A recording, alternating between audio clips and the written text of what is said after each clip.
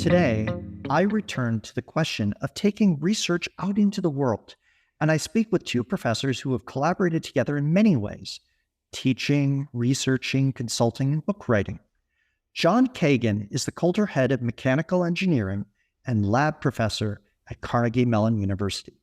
And Peter Boatwright is Professor at the Tepper School of Business and the Director of the Integrated Innovation Institute, also at Carnegie Mellon University. Their most recent book, Managing the Unmanageable, 13 Tips for Building and Leading a Successful Innovation Team, came out in April of 2024, and it was written for a general business audience interested in how to manage innovation. Today, we explore their collaborative work around innovation, specifically managing innovation. We talk about crossing the academic-practitioner divide, and we explore how they've worked to make their research results applicable and useful to leaders out in the business world. I'm Bill Sherman, and you're listening to Leveraging Thought Leadership. Ready? Let's begin. Welcome to the show, Peter and John. Thank you. Good, great to hear. So, both of you have spent the better part of a career studying the work of innovation as process, as well as how to lead it. And the reason that I'm excited to have the two of you on this podcast is many people who practice thought leadership often do it in an expansive, exploratory way. They get excited about the next big idea and don't know when to pause that exploration. They're always interested in the next article they're writing, the next book, the next piece of research they're doing, rather than taking it to scale. And so I want to ask you around your book, Managing the Unmanageable, which is around the innovation process within organizations. What does it mean to manage the unmanageable? Peter? Sure. Well, the unmanageable that we're talking about is product and service innovation. And we recognize that, there's lots of tools and methods, et cetera, but it's a chaotic realm, lots of exploration, but you need to, at some point, bring that together to make forward progress and make decisions. So that, what we've looked at and researched is how to allow for and benefit from the chaotic nature, but also move forward productively towards bringing out products and services. So that's the unmanageable in particular that we're talking about. And the structure of the book, and I want to give a little bit of an introduction to this, John, is really written and framed to someone who's tasked with leading an innovation team, right? And rather than a textbook. That's correct. And it is really written for people who are practicing the management of innovation and innovators. It's very different than how you look at a process for innovation. What steps do you follow to create the product or the service? We're looking at how do you manage those people that are on teams that are actually going through that process. And so, John, I want to ask you to start with a story tied to your research, and it involves peanuts and shelling, for example. Could you share that story with our audience in the research in terms of what the difference of managing that process looks like? Sure, I'd be happy to, Bill. And so I did a study at Carnegie Mellon with a couple of colleagues, Josh Giori and Ken Katofsky. And in particular, really, we were trying to understand what is the impact of managing a process versus going into and actually doing the design itself. And so we had a process of problem set up. We had 5 different designers. They were engineers. They were mechanical engineers who were all working on real time trying to design a device that would shell peanuts by crushing the peanuts and removing the nut itself unharmed and then separating that out. But it was for a rural area where there's no electricity and there's no fuel. So we gave them an hour to work on this problem. And then we had another set of conditions where we actually removed someone from that team or a similar group of teams. So now there's only 4 people working on the problem instead of 5, and we replaced them with a manager. And that manager was the manager of the process. They didn't go in and meddle with the design itself. What they looked at is, how are people communicating? How are they interacting? Are they staying on task? Are they solving the problem? And if not, they would intervene and nudge the team just on the process itself.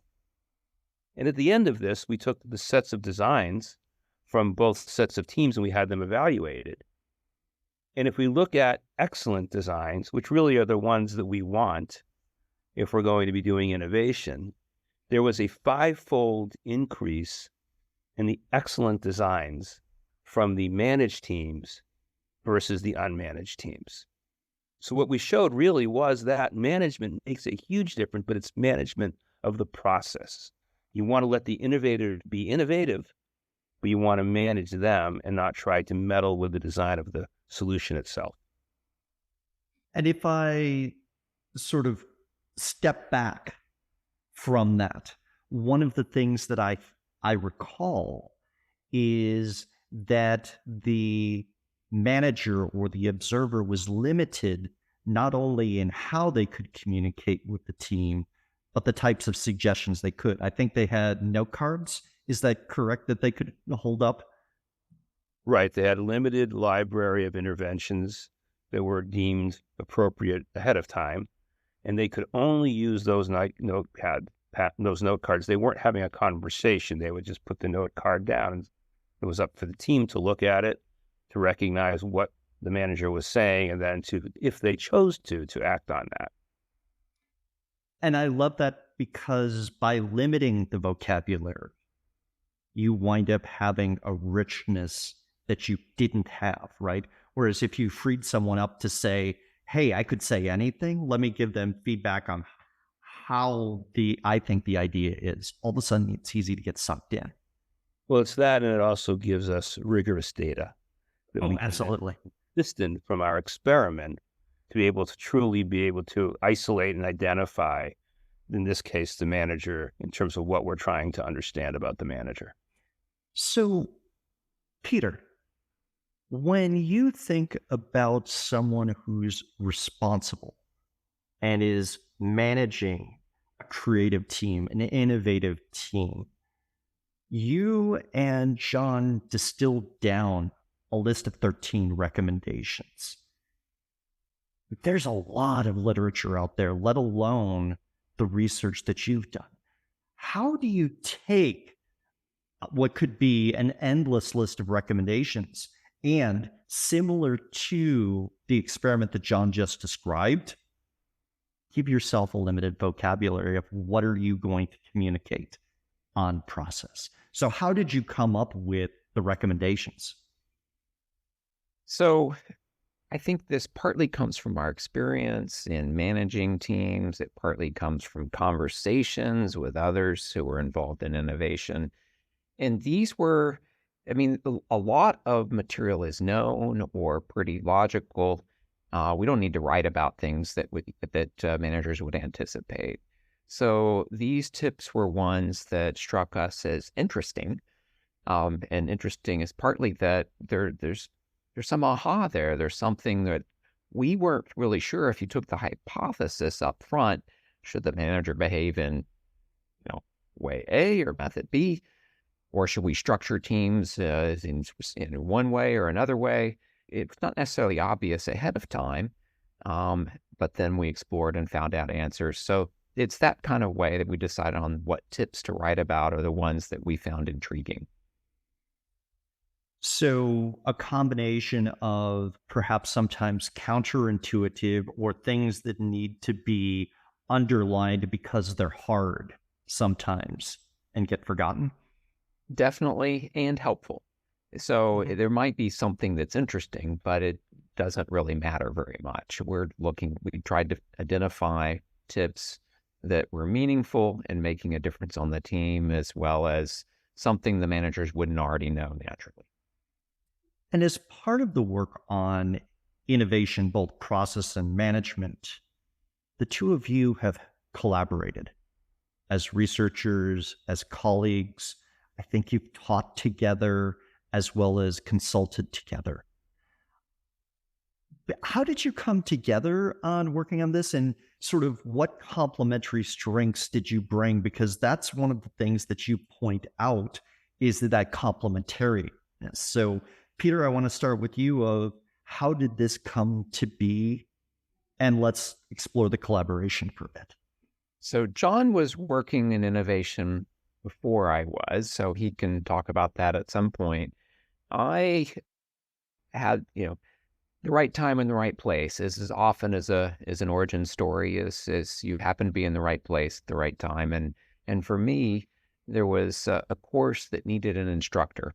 I was bringing a business background, and this is a product innovation, a very applied product innovation class that brought together the disciplines of design, business, and engineering. So I joined a team with John Cagan and Craig Vogel, who had written a book, had been practicing in this area. And not only did I get to join in teaching, but they invited me to join in writing a book at the time.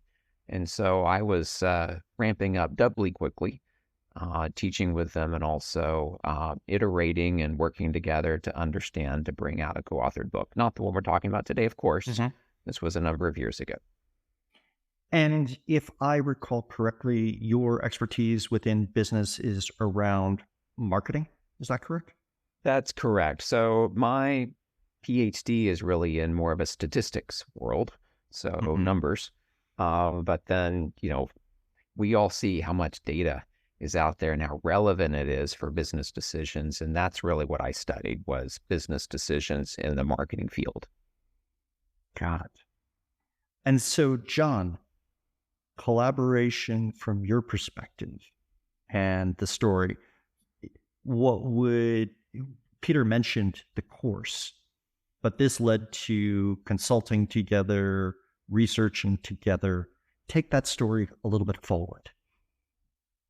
Sure. I'd like to take it back for a moment because I think absolutely of us coming together was very natural at a place like Carnegie Mellon University, where collaboration is part of its DNA. And so the idea of having even a course that has engineering and design and business, this course actually predated me and in some forms. So it was probably one of the first, if not the first in the world that did that. So I took it over and from the engineering point of view. And then, of course, Craig Vogel, Peter mentioned, who was a designer, and then Peter came on board. And we really were a great team together. But Peter and I really saw a wonderful sort of matching of spirit and interest and capabilities, and that Peter really brought this marketing, business, pricing, statistics viewpoint, and I brought the engineering, but also the design. And actually, my PhD was looking at AI and design back in the 1980s, so the computation together. And so between the two of us, we really were able to look differently at how people were solving innovation problems and helping them do it. So we worked extensively with different companies from different industries and helping them with their product development process, sometimes walking them through developing a product, sometimes advising the process. That was partially the work that we did.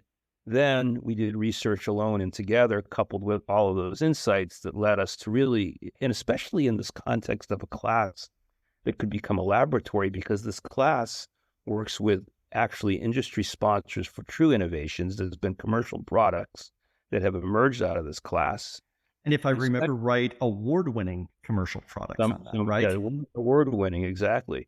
So that gave us the ability to not only study innovation process, but look at how we manage these very bright students who are quite accomplished as they were going through the process, that led toward our really insights on management of the process. Again, that experience coupled with our research. So in some ways, the class serves as a laboratory for if you wanted to set up a research hypothesis of hey, let's give them a design challenge and set up some conditions. You've got real world challenges coming in as well from corporate entities saying, hey, how would we solve this? There's a natural intersection in the course between the academic and the applied, isn't there? There is, because we're trying to, I mean, a course is about teaching students. We're training them to be the next innovators that are going to be making a difference in our futures. Well, there's, I'm going to use the word theory, but it's robust principles that guide the students appropriately that they can use repeatedly. However, it's theoretical until somebody really knows how to use it. And when the only way I would say to truly learn innovation is to tackle a problem that nobody knows the answer to, but it's relevant to today. It matters today, but nobody knows the answer. And so that's where the corporate projects come in, is the companies bring kind of a context or a question, and they know their domains. And so they're able to, put their nose to something that say, this is an area of interest, but we're not reading some case study from 5 or 10 or 20 years ago where we all kind of know what happened.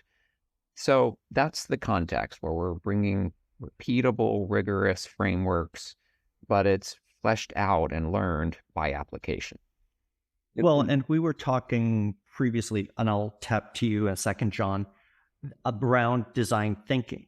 And design thinking being almost a common language that many people share. And there's often a nod of heads when people go, oh, design thinking, right? But that language had to first be invented, established, and communicated before it became part of the language of innovation. Sorry, John, I think I stepped on you in that conversation. No, that's totally fine. And I think that's right, Bill. But the idea of design thinking really has gone back quite a few years. It's become very prevalent of recent years, and some people think it's phenomenal, and some people think it doesn't serve their purpose. And I guess that gets back to how do you use the tool, and that's where management needs to come in, because design thinking, just like total quality management before it, all have value if used in the right way and the process is managed. If they're used as the ultimate solution in and of themselves, then it could fail miserably. So I think that this course that we've been talking about certainly is about design thinking, but it's also about using a rigorous process. And I also want to add that the fodder for this book is not just that course, but as you mentioned, we've done a lot of work with industry, but also the rigorous experiments where through these different projects, we have hypotheses that we can study in the lab through rigorous ways, and then we're able to gain deeper insight in terms of why certain phenomena take place, like the ones we've talked about already. If you're enjoying this episode of Leveraging Thought Leadership, please make sure to subscribe. If you'd like to help spread the word about our podcast, please leave a 5-star review at ratethispodcast.com/LTL and share it with your friends. We're available on Apple Podcasts and on all major listening apps, as well as thoughtleadershipleverage.com/podcasts. So let's go back to the example of the peanut sheller. And you wanted to push that research a little bit forward. What was the hypothesis there? And then what did you test? Right. So, what's interesting is that we think about teams as collaborative people that get together and throw ideas off of each other. So here's an idea. What do you think? What do you think about this? Well, if we did this, and that's the whole idea of collaboration in people's minds. Well, one of the questions we really had is, that makes sense if, for example, we're going to design an iPhone or a car where we need a mechanical engineer, an electrical engineer, and a communication designer and a marketer, et cetera, et cetera. But what would happen if you had a problem like, for example, the peanut sheller, or you could do the same thing even designing a bridge, we've done both, where you have people who could solve that problem. And the question is, will it help them to be on teams when they can feed off ideas off one another? And so what we did is studied that problem by taking 5 people, as we have done in the past, that are trying to, let's say, design this peanut sheller. And we put them in teams where they could collaborate with each other and work with each other freely. But we also took that same number of people and had them solve the problem alone and took the best result. And we call that a nominal team. So they have the same number of people, but they're working alone. They're not part of a collaborative team. And so what we found was really striking, and that the nominal team actually had 6-fold better excellent designs than the collaborative team for designing that peanut sheller. And that was pretty interesting and surprising because it's very counter to how we think about teams.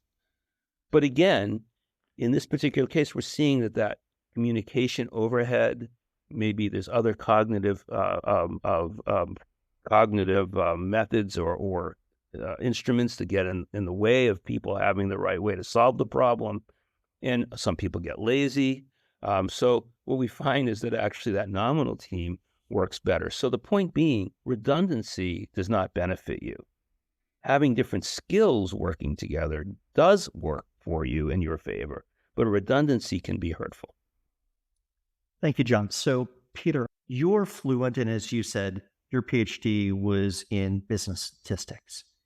That can be an incredibly rich, complicated language where you're speaking to a very narrow population that may understand what you're talking about. How do you balance the questions that excite you from a research perspective and the data sets, perhaps, that you want to collect that excite you, and say, well, what's the aha and who would care?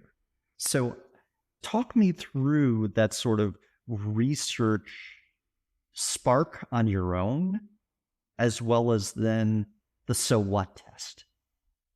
Right. Humans are complex, and I'm one of the tribe. There are esoteric math kinds of things that are beautiful and might excite me that would be hard to translate, we'll say. But this domain of innovation is something that ubiquitously interests people. And so here's an area that makes a difference in lives. And so as we develop hypotheses and improve methods or find a solution, it's easier to translate. It's also personally intriguing. So one that we've come across with teams frequently, another kind of hypothesis and aha is kind of what's the utility of continuing to explore? Because innovation, you're discovering, uncovering, researching. It's fascinating, and there's always more to learn. Is it okay? There's another mountain to climb. Yeah. Yes, exactly. And so there's tension in many teams because some team members want to push forward because there's so much that could be better. And there's others that, where they feel constrained by whatever reason. It's time to kind of make some decisions. And so in one of John's research projects, we found out that continued exploration is often negative. That if you put your time, your effort towards things you've already found and optimizing and rising to the peak potential of an existing idea, you're far better off than continuing to hope for something better. So that was fascinating because often the argument, on the team, they're saying, but we know so little, which is true relative to all that could be known. And so they, here to have evidence that go ahead, move forward with what you have, that's helpful.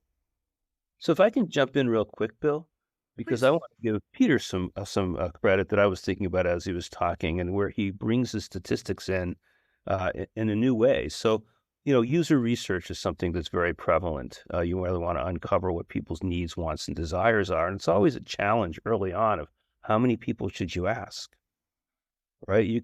Should you ask 100, 1,000? You keep going. How do you know whether you got every single great idea out there, every insight? Now, I don't even remember if we put this in the book or not, but nonetheless, it's just some of the many things we've been looking at.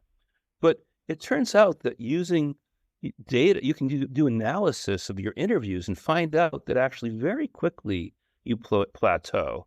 And it may be 10 or 15 or even fewer subjects that you're talking with, potential customers, that you don't gain that many more pieces of new information.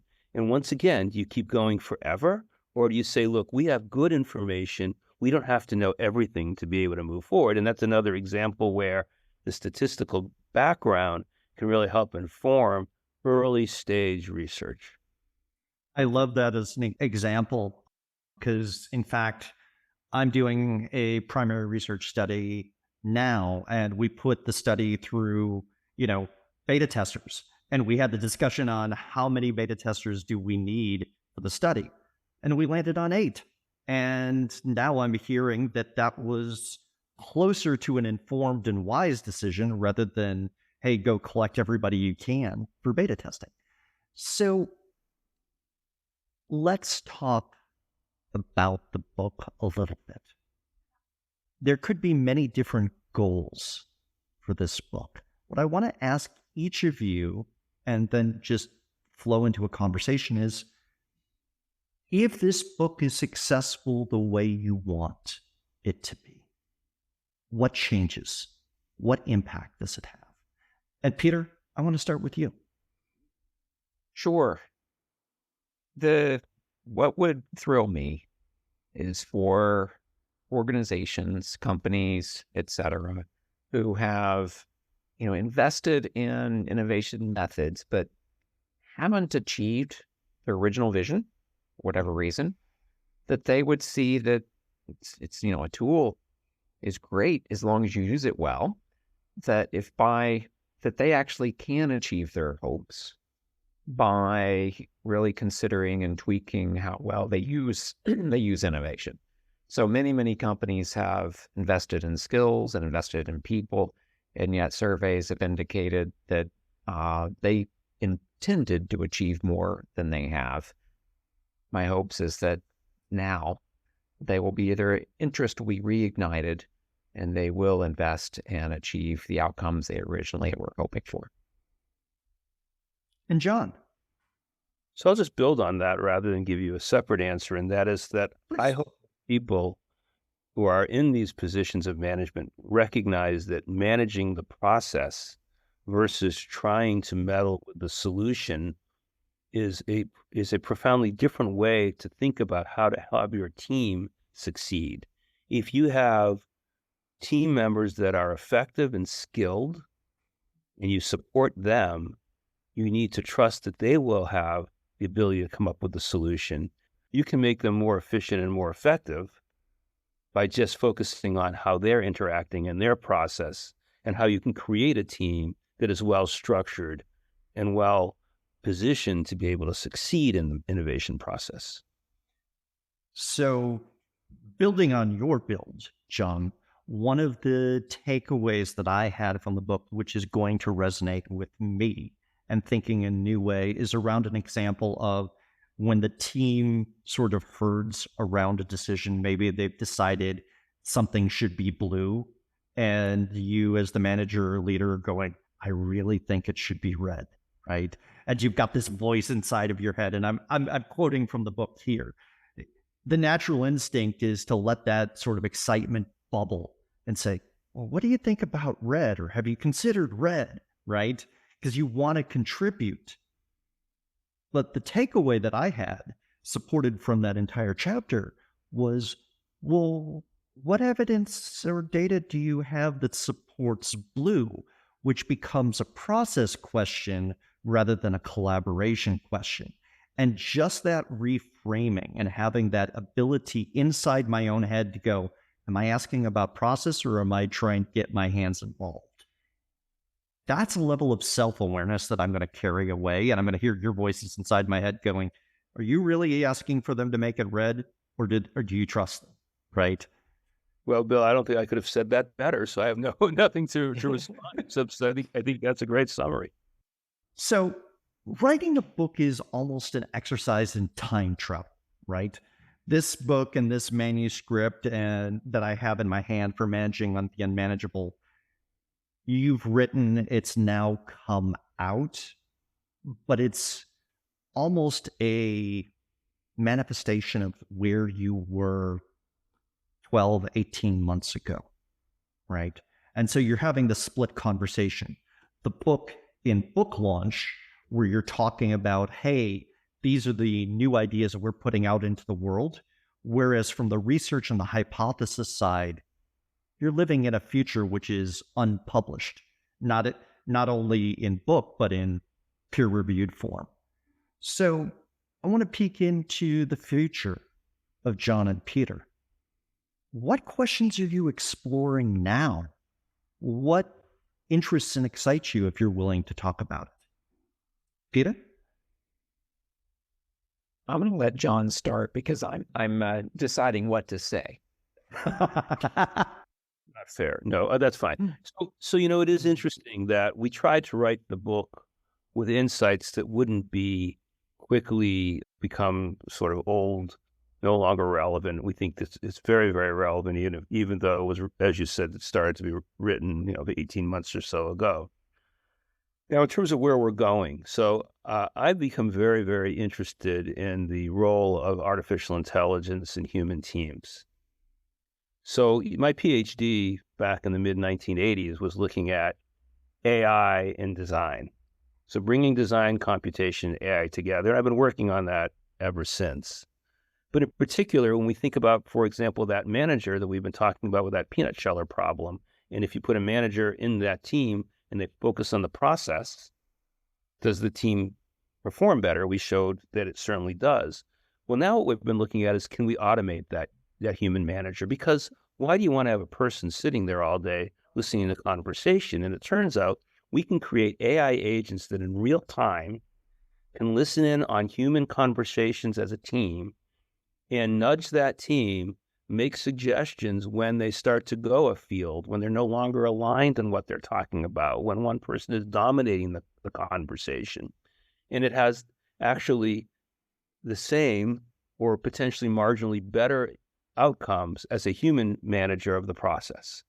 And so I'm doing a lot of work studying how to create AI managers, or AI coaches, I should say, more than AI managers. I guess it's a better term for this, that can help the team perform better in real time. So that's one direction that I've been looking at.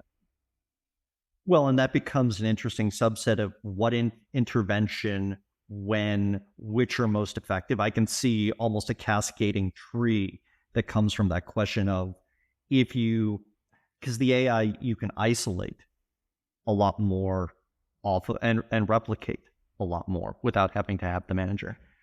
Peter, what's intriguing you? What's on my mind right now is application of what we put out. So how are people digesting, using, implementing principles that are there in front of them?